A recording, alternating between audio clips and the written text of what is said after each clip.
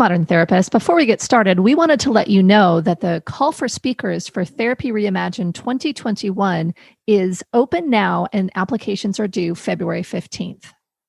Modern Therapists, we want you to speak at the Therapy Reimagined 2021 conference. Do you have something that you want to share with our audience about business and technology, ways of being, ways of doing? Or do you have some sort of idea of challenging the status quo in our field? Go to therapyreimaginedconference.com and hit the purple speak button to learn more. We'll also have the link in our show notes. You're listening to the Modern Therapist Survival Guide, where therapists live, breathe, and practice as human beings. To support you as a whole person and a therapist, here are your hosts, Curt and Katie Vernoy. Welcome back, Modern Therapists. This is the Modern Therapist Survival Guide. I'm Curt with Katie Vernoy, and this is the podcast with all of the things that deal with therapists and their lives. And we are joined once again by one of our favorite guests, Tiffany McLain. She's over at Hey Tiffany and talks about all kinds of things, money, and she is back. We're super excited to have her. For the longest time, Tiffany's first episode with us was our most downloaded ever. And that was like within our first year of podcasting. And you know, we've been out here for a couple of years more. We're like, you know, Tiffany, come back. Let's see if you can reclaim your records. No pressure. No pressure. Know who beat me? Who was that person is what I want to know. I think it was our episode about millennials as therapists. It was us. It was us. It was us. Okay, if it was you, then I'll give you a pass. But for people who haven't gone through all of our archives and listened all the way back before, can you introduce yourself and let our newer listeners know who you are and what you are putting out into the world? Yes. And if you are a newer listener, welcome. My name is Tiffany, as Curt said. I have a website, heytiffany.com, and I am the founder of the Lean In Make Bank. That's Lean In Make Bank Academy, where our goal is to help all therapists ethically earn at least 30 to 50% more per month while seeing fewer clients by learning to address and think about fees in a clinically appropriate manner. That's what we want to do. That's what we're about. So we've moved this question further up in our conversation because I think it's so enlightening and it provides great learning. So what have therapists been getting wrong related to money during these truly extraordinary times?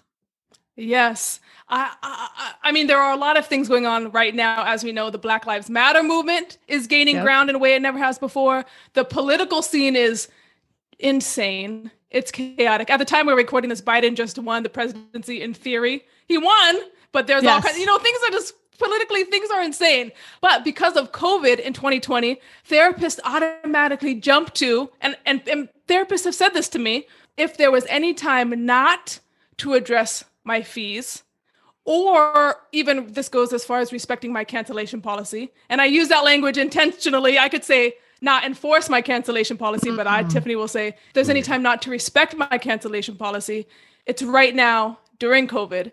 And this statement goes right to the heart of one of the most troubling misconceptions therapists have about charging in private practice, which is charging for therapy is hurting my clients. Charging my clients money for therapy is fundamentally wrong. This is at the core of therapists' belief system. And we wiggle out of it by saying like, oh, I'll just lower my fees or take insurance, and that relieves some of their anxiety. But in truth, most therapists in private practice are conflicted about the fact that they earn money for providing therapy. And this internal conflict is only heightened at a time like COVID when people are suffering. And this suffering heightens the therapist's internal conflict about, oh my gosh, charging for the work I do fundamentally is hurting people. This seems like a super challenging thing because over the last, 8, 9, 10 months, by the time that this episode airs, we have, as a field, been inundated with a lot of people are struggling. More and more people across the country are struggling with anxiety and depression. This is what we have trained our entire careers to be able to do. And we want to go out and we want to help people. And you're saying, for a fee. Yes.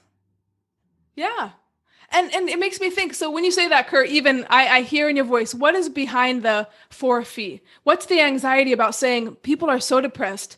People are literally dying. Loved ones are dying. The political system is insane. And we want to help people for a fee.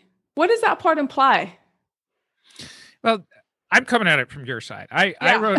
I know you are. I know you are. And I predicted this at the beginning of the pandemic. I had written a blog. We had done one of our now most popular episodes on this gaslighting of the profession, that we should charge less because everybody's in need and therapists are supposed to be nice, and we're supposed to also have this respect for ourselves and all of this investment that we've made into ourselves in our career to get here. Yeah. That any other profession, if it's your time to shine, if you're an athlete, you're going to go and you're going to want your contract. If you're, a contractor, you're going to go out and you're going to want the most that you can command.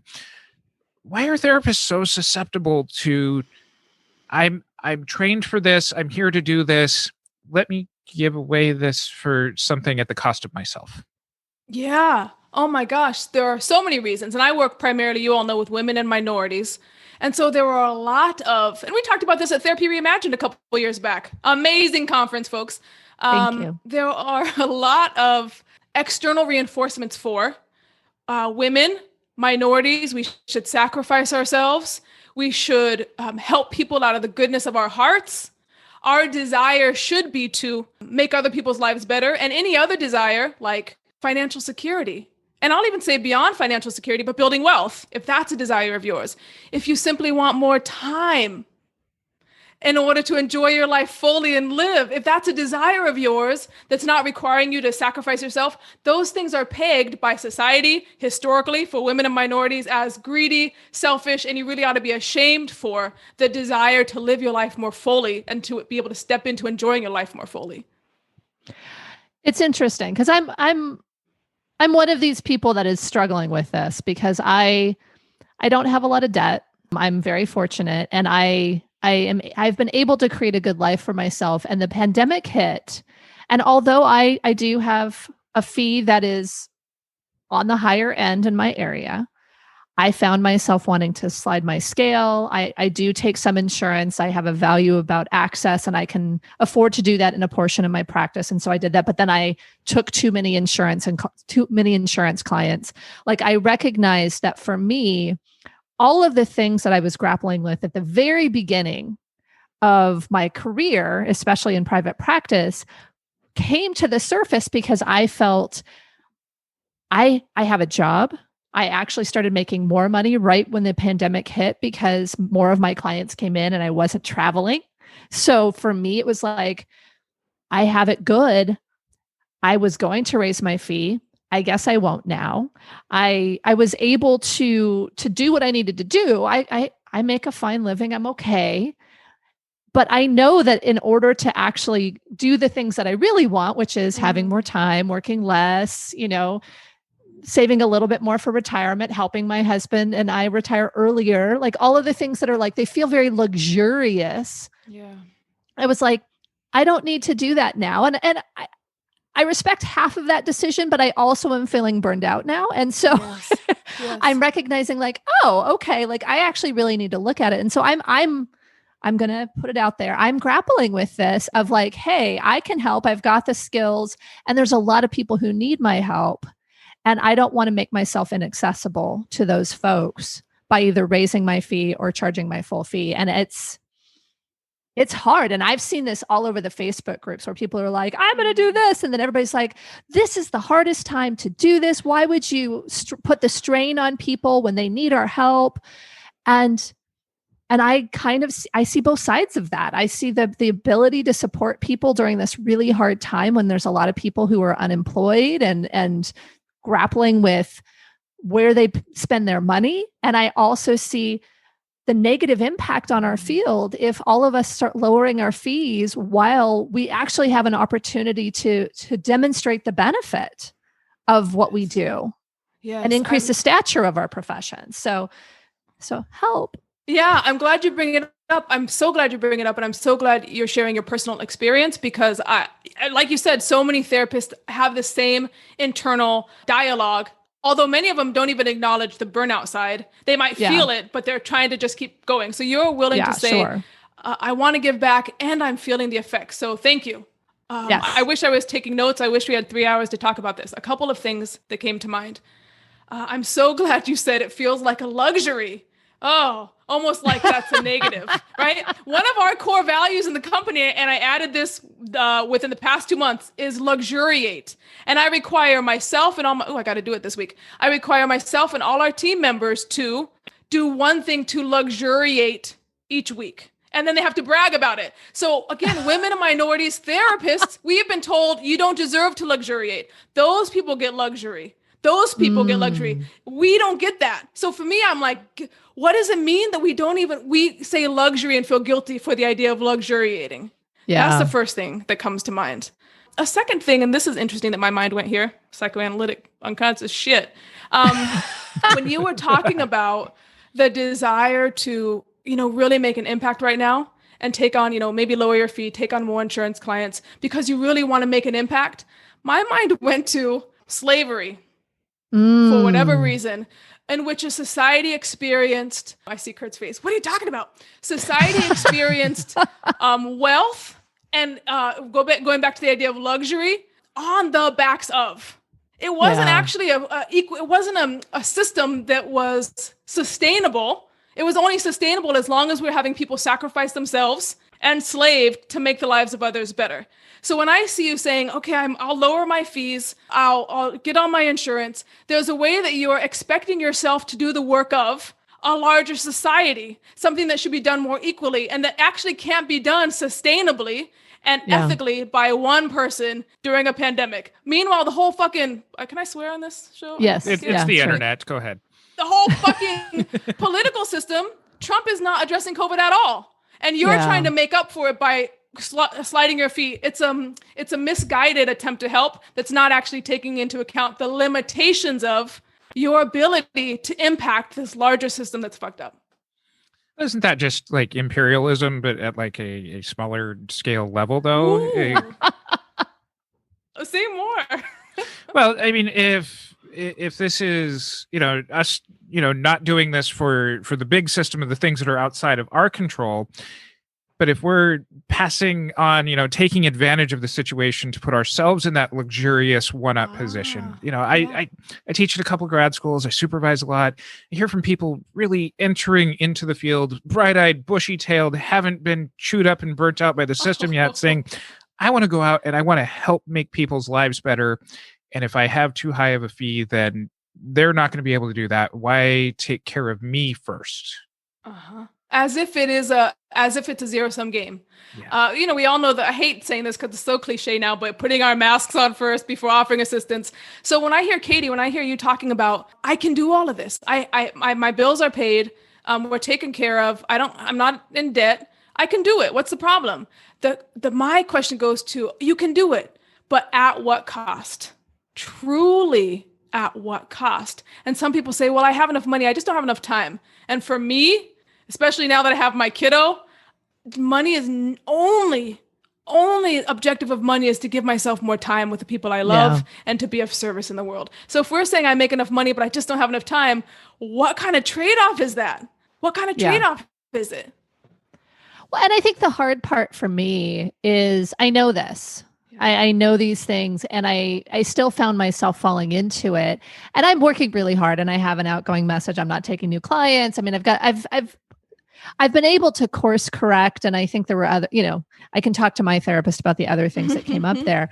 But I think that the piece that I think keeps coming up, and part of this when you were talking about slavery and that kind of stuff, is that when we put ourselves in the position of carrying the load for society, there's a thing that's set up there, and there's a question that you had suggested to us that I'm going to get to in just a second. But there's also this kind of saviorism. Yes, and I think for me, I can find myself getting into that position because I feel like it's it's kind of that notion of like, well, if I don't do this, who will? Like I can't stand back and wait for someone else to do it. And to me, and I don't know if I'm formulating this properly, but it's kind of this idea of like, I can't be a sacrificial savior, because then it's kind of almost like immolation. Like I can't continue to do it, and I think we said this the last time I talked to you on this podcast, was like, if you're going to be a savior by jumping on a grenade, like that's a one-off. Like that's certainly not sustainable. Yeah.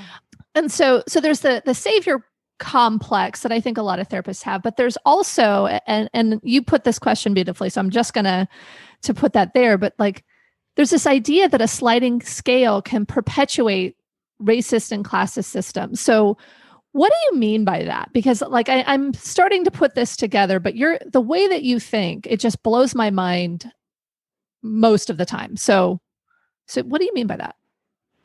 Yes. I invite you and I invite the listeners to think about this question of what are we doing when we're lowering our fees? What are we doing when a human being calls us of their own volition, of their own free will, and we jump straight to offering to sacrifice our financial, emotional, physical well-being in order to accommodate a request that often, in truth, many clients are not even making the request. We jump to offer the request, but even if they do request it, even if they do say, do you offer a sliding scale? My question is, what are we communicating about our belief in their self-efficacy, our belief in their capacity, our beliefs about the transformational work that we do?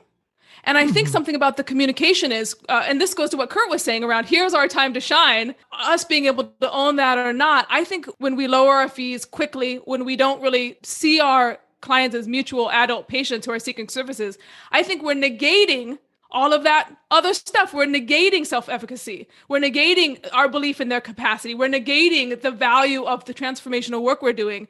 And right away, we're entering into a dependent relationship in which they are financially dependent on us. And we become exactly what you're saying, Katie. We become the giving savior, blessing them with our self-sacrifice. And then the therapeutic relationship requires, what it requires is a foundation of respect and the dynamic of, I'm now taking care of you. Even if we say it's not at a sacrifice to us, it is. If it's lower than the fee we set based on what we know we need to be charging, we're negating the foundation of respect and mutuality right out of the gate. And that's what the whole entire therapeutic relationship is founded on. And so for us, we don't say don't ever offer a sliding scale. But if you're going to do it, you have to acknowledge to yourself, wow, why am I doing this with this person? And I think you got to acknowledge it with them. When you're asking for a sliding scale, there is a way that you are asking me to subsidize your treatment. You're asking me to subsidize your treatment. What does that mean for our therapeutic relationship? And I would even say, how is that playing out in the rest of their lives? And if we're not looking at it between us, they're coming in asking me to subsidize their treatment. Is that happening in their romantic relationship where they're coming in as a victim, asking someone else to take care of them? Is it happening at their workplace? Are they being taken advantage of and or looking for people to take advantage of them? If we're not talking about it, we're just perpetuating between us an unconscious dynamic that's likely happening in other areas of their lives. That's so interesting. When Katie asked that question, I was getting really prepared to fight back against you. And then I'm really glad that I listened. Because, well, and my perspective on this was one of the questions that I'm asking more and more students and supervisees, and even licensed people, but is therapy essentially just for white people? That historically, there's all sorts of evidence for this. There's the feelings about mental health treatment in all sorts of communities of color, and therapy seemingly at its core has been kind of this Western white Eurocentric sort of place. And that was the argument that I was getting prepared to have with you. But I'm really glad that you put it in this perspective of subsidizing, which just continues to reinforce some of those ideas. Say more about how you think about that. And this is coming from a white male therapist that is well, if I've got this space, it's my thing. If this is the way for you to come into my thing, if I'm subsidizing that for you, then that makes you buy into that system all the more. That if that's still that heavy-handed white maleness that seemingly comes, at least how I'm hearing what you're describing it. This is interesting. I don't know if we talked about this on the first episode that we did, where when I think I was in grad school. I was and am still dating. I don't know if a 13-year relationship with the father of my child is called dating, but we're still dating. So I was dating this white man at the time, and he was supporting me primarily because I was in grad school. I was working in an agency job, but it was not a lot of money, and I wanted to go to therapy and needed to go to therapy. I had so much shame. I didn't want to ask my partner, and I did not ask him to subsidize my therapy. So I had to go find a sliding scale therapist in my mind. And I called the Analytic Institute, and they said, we don't have anyone who can see you at the rate you're looking for. And I remember I got off the phone and I was crying and crying. And then the intake coordinator called me back, and he said, I'll see you. I'll see you at that. I think it was $50. And I was so happy, and I cried some more. Oh, this nice man doing this good for me, right? A white therapist. And it's so interesting in that treatment. I felt like I had to be good. I had to be grateful. I had to show up with my Tiffany chucking and jiving mode. I got to be good. Thank you so much. And the moment my partner, he ended up getting insurance. So then suddenly I had out of network insurance and could pay this guy's full fee, and money became real weird. And the dynamic became real weird. And I felt like I could be more honest. Like, now I'm paying this guy's full fee. Let Tiffany really show up. And it fucking fell apart. He didn't want it. It was uncomfortable. He liked the dynamic where he could be the nice guy taking care of this poor victim-y student. And when it became, I'm now on equal footing and I could bring my full self in, it all fell apart. And that's what allowed me to start thinking about, what are we doing? What does it mean when we take on a poor, struggling person at a lower fee? And what parts of themselves are they allowed to bring and not allowed to bring when we're being the nice therapist doing a favor for them? There doesn't seem to be enough discussion around the impact of sliding scale. Yes, absolutely. That it's only ever framed in kind of this wonderful, like, here's this good that you must bestow upon the world. If this is the way that you choose to do your pro bono work, look how great and how much of a savior you are as a therapist. That's illustrated in your story here. Absolutely. And on the other end, and this is where my head went when you started talking about subsidizing your treatment, is I'm going to be raising my fees. I'm going to be raising the fees on some of my sliding scale clients. I've been doing that periodically to bring the longer term clients up closer to my full fee. And I was trying to determine how to do it, because this is a time that's difficult financially for some folks. And I want to have a respectful conversation. And I've set a relationship with them at a certain fee. And so it's different than starting. But as I was thinking about it, I was like, well, I could also just go to each person and say, I need to reevaluate your fee. And this is my new full fee. And where are you at with your ability to pay? I want to make sure that we can continue and that there's not an issue there, but this is what it is, just laying it out. And in my mind, I was like, all the people at my lowest fees who truly cannot afford my fee will stretch. And all of my clients who could afford my full fee, but somehow I decided that it was okay to slide the scale, will negotiate. And it was that idea of the advocacy of the wealthy not to pay my full fee, which goes to not valuing what we do. I mean, I had a client at one point who said, when they're on insurance and their deductible started again, and they talked about how their full insurance rate, which was only around $100, was aggressive and they couldn't afford it. I'm like, I know you can afford it. Like, there's just a value issue. And so even just using that word subsidize, I think frames it very differently for me versus accessibility. What feels different? What feels different in you? And it's interesting also to think about, and this is one of the things that we do in our program, is really have our therapist clients reflect on their projections into poverty, oh, poor people, and wealthy people? What are they bringing to that? So we'll put that aside for a moment. When you think about subsidizing versus accessibility, and I'm curious, like for your less resource clients and your more resource clients, what's the shift in you that happens with that shift in reframe of terms? I think for my more resourced clients, even using that term will frame it more accurately for them. And I think it would be harder for them to then do the hard negotiation. Right? Yeah. Or they would have to then verbalize the devaluation of therapy. Right? Because, especially if I know they can afford it. Yes.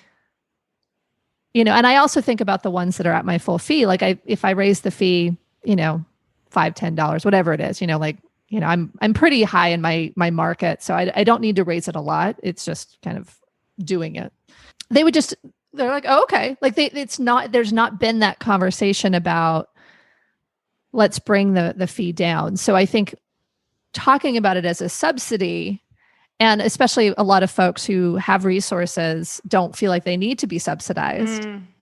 It just changes it. It changes it from what I can pay or what I want to pay or blah, blah, blah to how much I value and want to actually pay in. So it becomes about, I think, what it truly is about versus them just trying to have a comfortable budget and not being willing to pay the full fee. I think for my less resourced clients, I think some of them will recognize that we've been able to work through the other parts of the relationship. And yeah, they do need a subsidy and they want to continue with the work, and they'll do as much as they can to diminish the amount of subsidy they need. And for me that's I don't know. What do you think about that? Because that's kind of where my head went. Well, before I jump in, Curt, I see you twisting your beard and thinking deeply. What thoughts do you have as you're listening?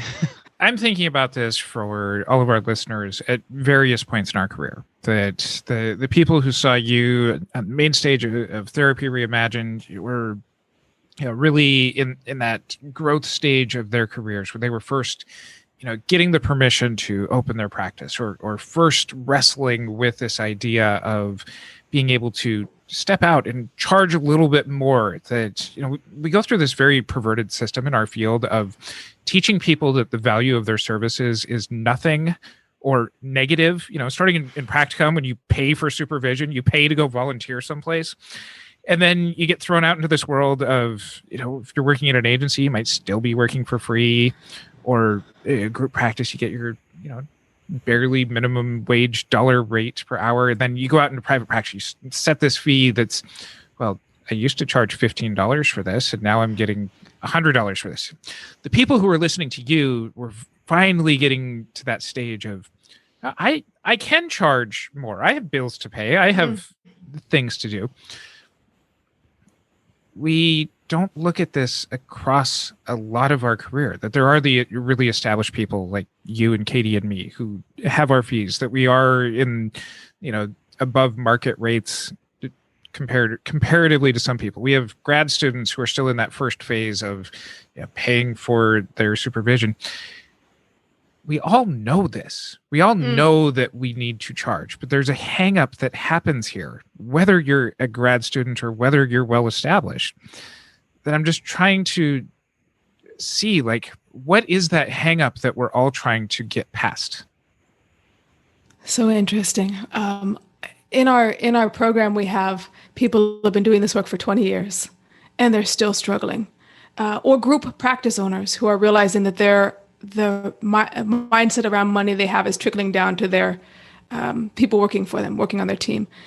And one of the things, as I'm hearing both of you talk through this, that I think could be appealing to people who have been doing this for some time, more seasoned clinicians, is, and it goes right back to something you're talking about, Katie.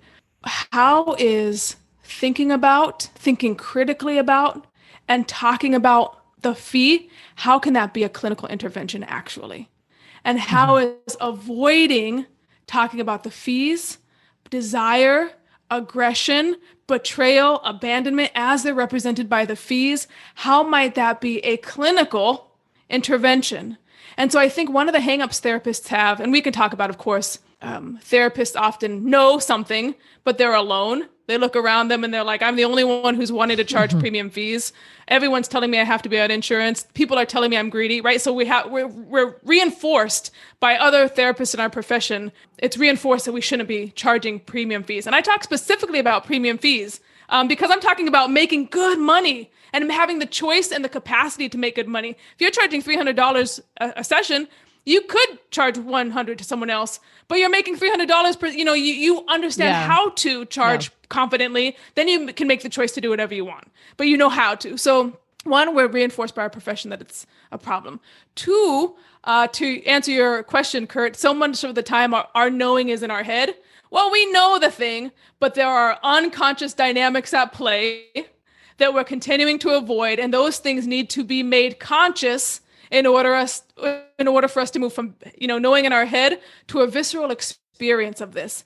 And for me, that comes from understanding the clinical implications of the unconscious patterns playing out between the therapist and the client around money. And we talk about them in all kinds of ways, but money is an expression of the therapist's need.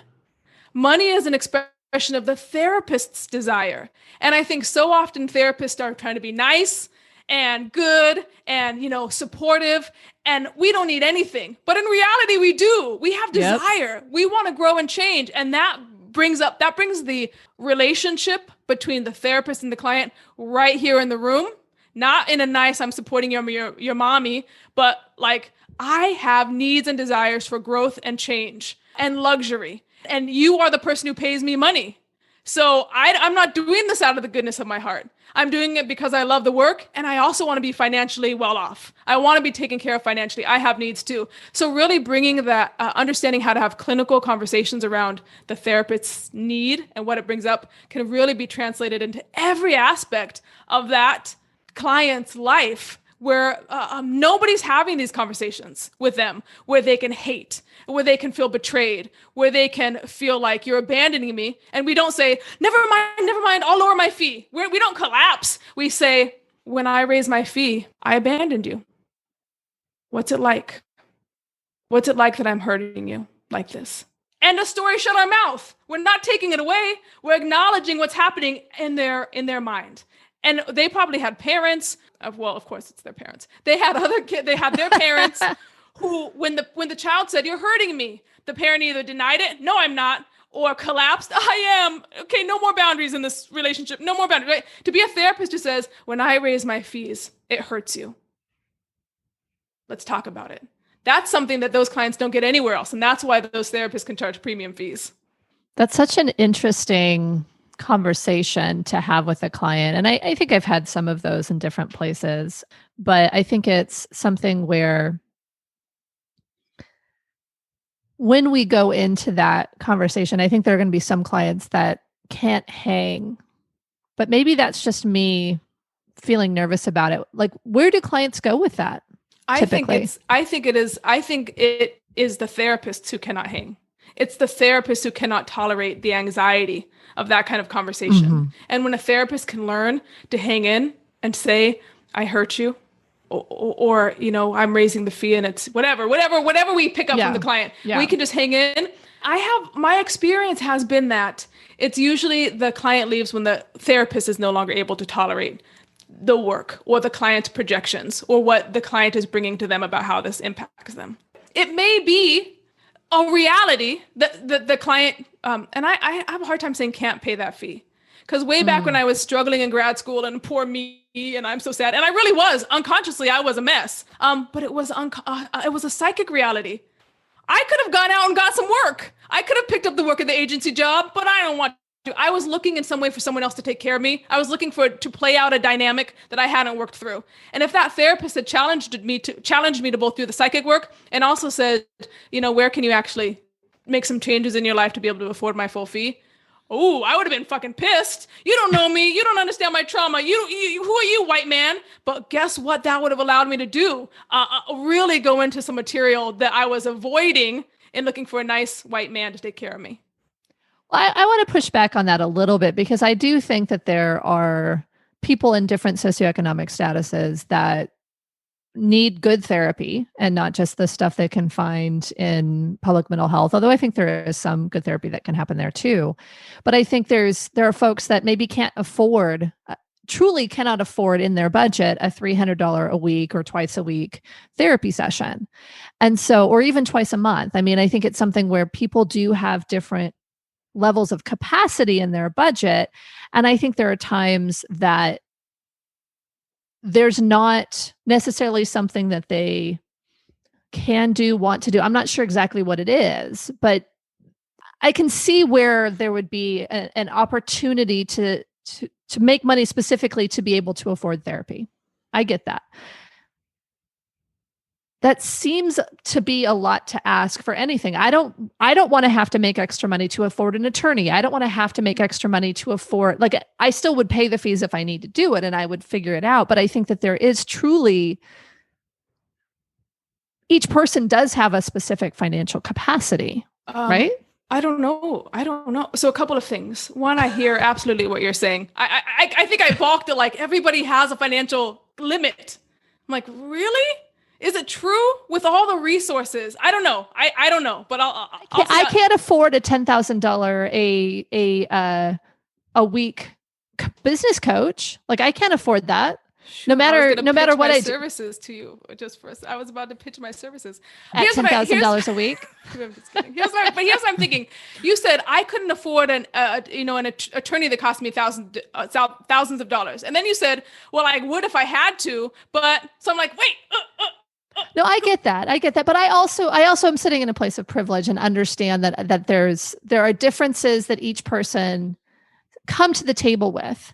And so, yes. So let's talk about, Tiffany, the student. Yeah.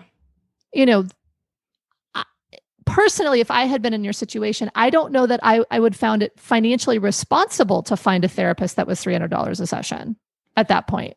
Yeah. And I absolutely hear what you're saying. And I do agree, even though I'm playing devil's advocate here. I know, but this is more fun this way. Here's what I would say. To that. Certainly there are people, and I don't know if I would have been psychically able to work with a therapist who said not $50, but $300. I needed to work through something psychically. So here's what I would say. It is not a therapist's responsibility to make a sacrifice for people who are in a different place financially and can afford a $300 therapist. However, if you want to do that work as a therapist, in reality, that's a long game.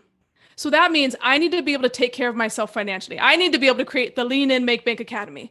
Do a lot of hard fucking work to get that going until it's self-sustainable. And then I have enough resources to go and create the Psychoanalytic Institute that provides low-fee therapy, with excellent training, excellent benefits to our therapists, excellent X, Y, and Z. So our therapists are really taken care of, and they're doing good work for the people who come into the clinic who can't afford $300, but can afford maybe $20. That's a long game. That's a problem. Or Tiffany's now freed up to go lobby. You guys actually were the ones who started talking about this. Like, get fucking insurance to pay us more. Impact the political system so we have universal health care that covers mental health at a great rate for therapists, right? This answer is not in sliding our scale when we feel guilty when that person comes in and employs us for $50. The answer is getting ourselves in a place where we're taken care of and have the time and mental bandwidth and capacity to actually make a strategic, consistent, disciplined, sustainable plan for change. That affordability to be able to go and impact those larger systems comes from the ability to have had created that in the first place, to have the wherewithal to set those boundaries, to impact the larger systems. Those therapists who aren't there yet, can you speak to them as far as, okay, I want to be the Curts and the Katies and the Tiffanys who are out there creating all of these institutions and impacting stuff, but I'm still in grad school and I still owe Sally Mae, $100,000 and I'm working for peanuts. Can you speak to them as far as what they can do now in this on their way to getting to where those more established people are who are charging those higher fees, maintaining this balance? That's a great question. I would say, especially to those who are still in grad school and maybe stressed out about what their future holds, I would say absolutely it's possible for them to do well financially in private practice. And they deserve to, do well financially in private practice. Research has showed that money in the hands of women, specifically, women give, I don't have the numbers in front of me, but exponentially more to charity and to organizations, sorry, Curt, than men do. When men have wealth, they tend to keep it more. When women have wealth, they tend to give back more to their families and to charitable organizations. That's just a fact. So if you're listening to this and you're thinking like, oh, can I make money? Is it possible? One, it's possible. Two, it's your responsibility. I might even go so far as to say, you're not, I think about my family. A lot of them have not had a college education. They're really struggling financially. They don't have the resources to make a big impact. They truly don't. However, if you're in grad school and you've made it there and you found a way to work the financial system to be able to pay for it and your education you're getting, you have resources. You're not in the same place as the struggling family you came from. So it's your responsibility to use those resources to make a bigger impact. And that bigger impact involves luxury for you because you're modeling what it means to be a woman, a person of color in the world, taking care of themselves and saying we deserve to take care of ourselves too. And you have a responsibility to be a person who can amass wealth and make an impact and impact the political system for the better. So it's possible for you, I would say. I want to talk with you for like hours and hours and hours. It just makes me so happy. But I do want to add one piece of advice from my own perspective, given what we have just been talking about. For those who are starting out and getting ready to start their private practice, they really need to set a fee that's going to make sense and start there, because it is so much harder to dig out of a hole where you have clients that are at lower fees or on insurance or whatever it is that you cannot really afford than setting the fee and really getting started with building your practice in a way that's financially sustainable. And of course, you have your fun with fees calculator, which I'm sure you're going to tell everybody about. But it's something where if you don't set your fee properly to begin with, sometimes you're fighting against your clinical responsibility to the clients that you have. And that becomes a bigger battle than starting and holding your fee from the beginning. And look, I created a whole side business to subsidize the clients who I wanted to continue to work with, who I'd been working with for years. So it's true. I wish someone had given me this message back when I was in grad school of just like what you said, start with fees that take care of you well, and then you can make an impact outside of that versus going backwards like so much of us have to do, where we end up having to charge $300 to make up for the $25 clients that we're committed to and we've been working with for 10 years. Yep. Where can people find out more about you and everything that you're putting out there?